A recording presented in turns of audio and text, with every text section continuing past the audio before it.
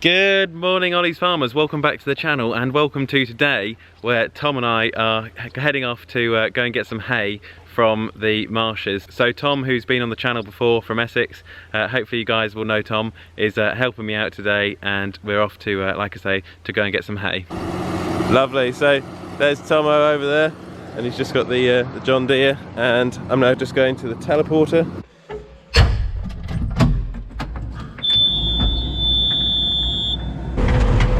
Tom, he's still at the farm. Oh, here he comes, We're up there. Look, he's smart, very nice, Now, come on. The 6'9" is just like, she hasn't even slowed down.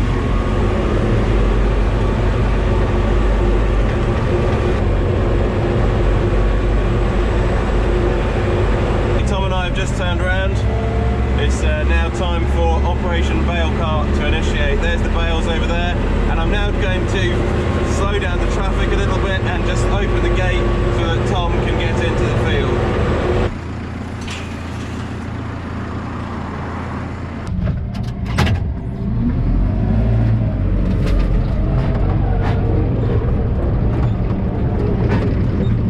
Come on in, Tomo.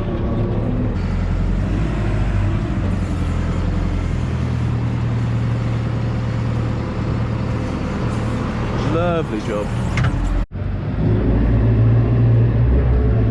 So there's still quite a few bales out of here. Dad and I have taken quite a few loads away already. So I'm now just going to pull over here and grab a bale. A little bit of boom extension.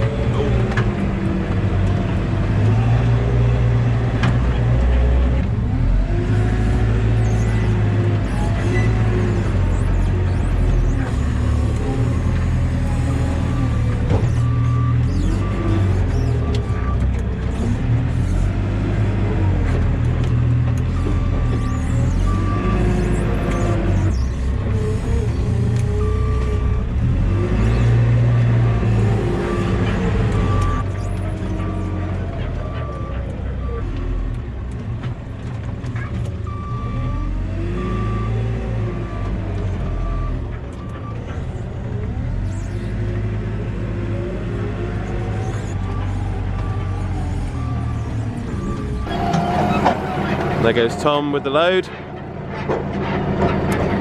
So we're definitely getting there now. We're clearing the bales off this field here. As you can see, I'm just using the single bale spike today, but we've cleared most of this side of the field, and I've just paired up a few bales just here as well.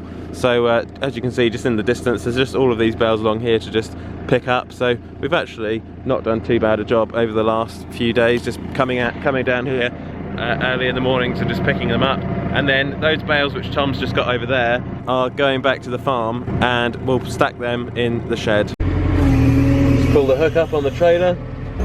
So I'm just now going to load this trailer up with the JCB. I've got the camera in my other hand. I could use the GoPro, but it's actually running out of battery now. So I just decided to do it one-handed instead. It's quite chilly here today down at the marshes. The wind is coming off the marshes quite strong today. And well, the JCB's now fixed. The system had somehow managed to leave the AdBlue system on all the time, and what had happened was the pump basically burnt out, and there was also some dodgy wiring by the ECU, and that was causing some problems, some issues. So that's what was wrong with the JCB, and hopefully now it's all fixed. So touch wood. The hay which I've brought back to the farm is actually starting to smell really nice in the sheds. I don't know if anyone knows what I mean, but when it's in the shed and you let it sit for a bit, sometimes with hay you just get a nice flowery sort of hay smell, which is quite nice. And yeah, unfortunately today as well, it's quite overcast. It was actually spitting with rain earlier as well, and I was a bit worried that it was going to start raining quite heavily today, and I couldn't bring the rest of these bales in. I'll just shut this window in the back, sorry if it's a bit too noisy for you guys. I think Mike baled some, or I don't know whether he put it in there, some net wrap. Oh, Agri Tools net wrap. Yeah, the cab's quite dirty actually. It does need a good clean, to be fair. D Brown wouldn't be happy to see the cab like this. He would have to have this a lot cleaner. I should really keep the cab a lot cleaner, to be fair.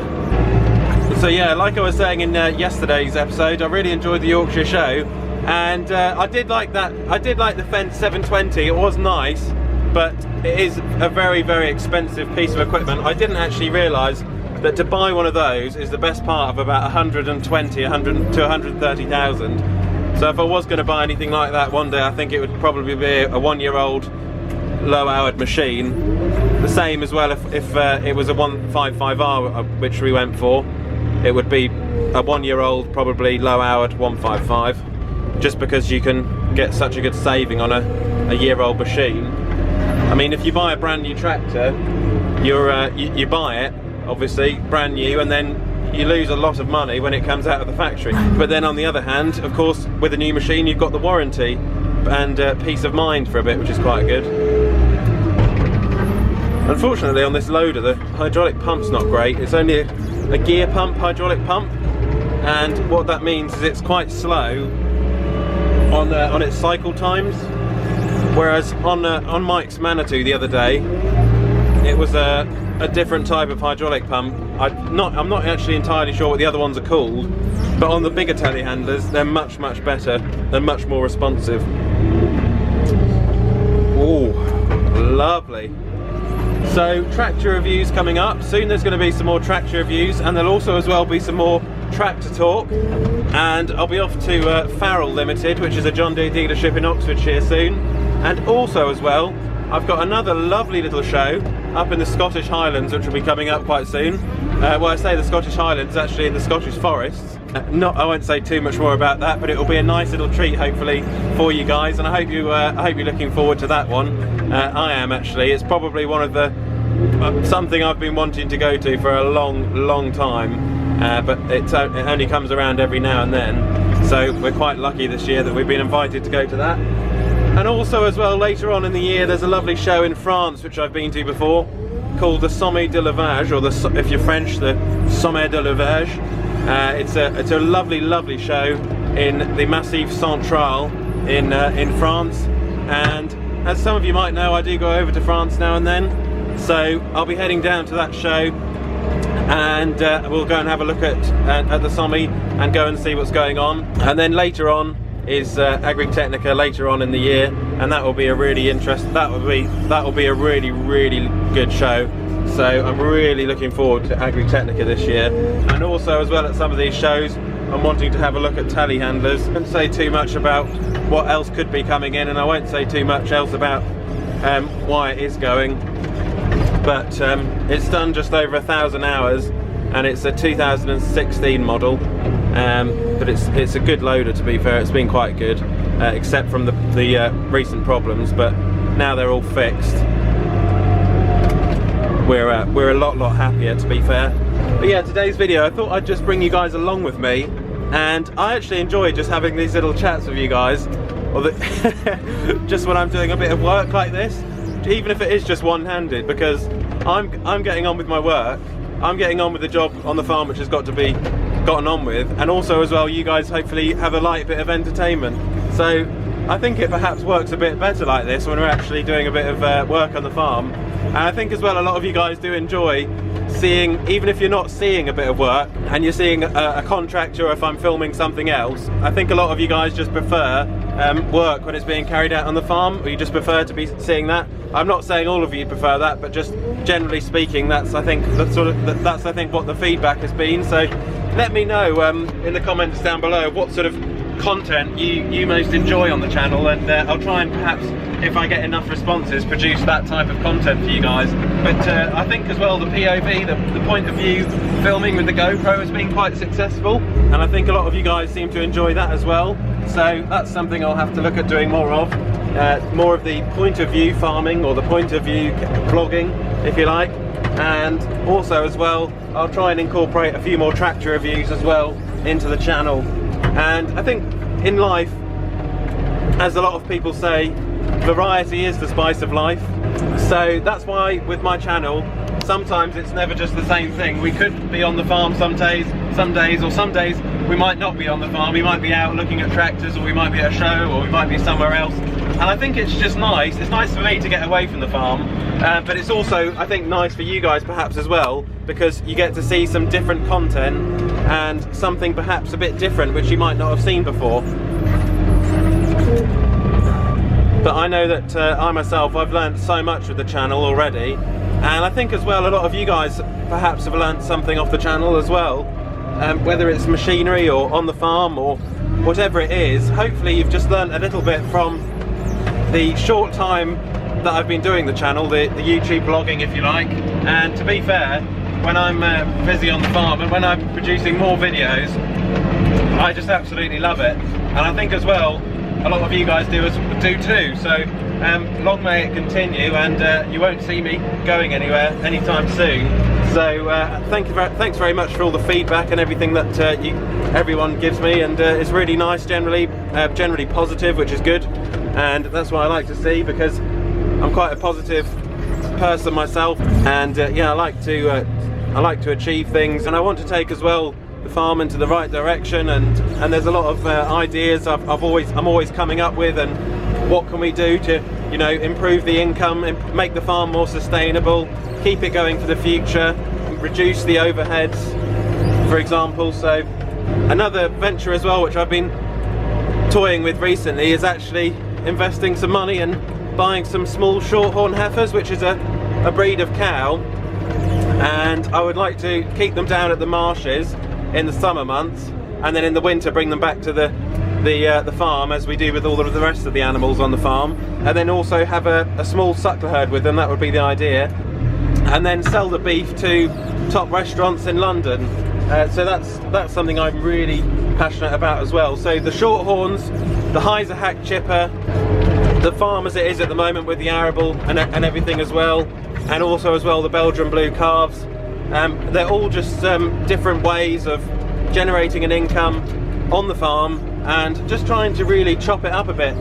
So yeah, just coming up with new ideas really to generate alternative incomes for the farm, which I'm sure a lot of you guys out there, if you've got your own farms or if you work on a family farm, I'm sure as well a lot of you guys have thought about doing that as well, as everyone seems to be thinking about now, and to be fair, should be thinking about it really, because you never really know what's going to happen in the future. So with the farm, with the way farming's going, and of course especially with Brexit as well, that's another problem as well, which a lot of farmers are worried about. And if you've got other incomes, it does make your farm a lot more secure really for the future. So it's actually been quite satisfying loading this trailer and talking to you guys. I always love putting the last bale on actually. Hopefully it'll just go down okay. There we go. And there we go, a full load there. So there's 16 bales in total. So now I'm just going to, with the loader just here, I'm just going to go and just pick up those small round bales just over in the distance there, and I'll just start putting them in rows so that I can just, when I turn up with the trailer, I can just drive through the rows. Very similar to what we were doing the other day with the silage with Mike. I can just drive through the rows and then load the bales just onto the trailers. So that's what I'm now going to go and do, just with the JCB over here.